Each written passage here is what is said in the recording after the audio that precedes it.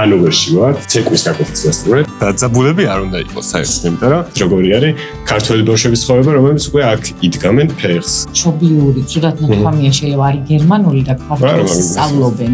წარმატებებს ხოჩა. ქართული YouTube-ს თუ ყველაზე ჰანგრიმენია თუ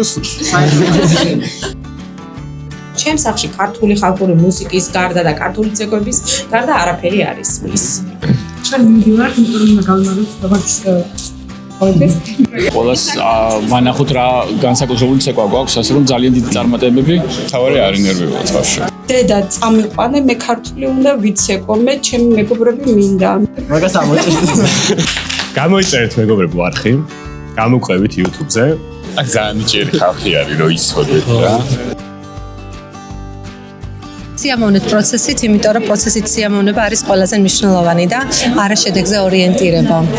ქართველები ვართ, რაც მაგები ვართ.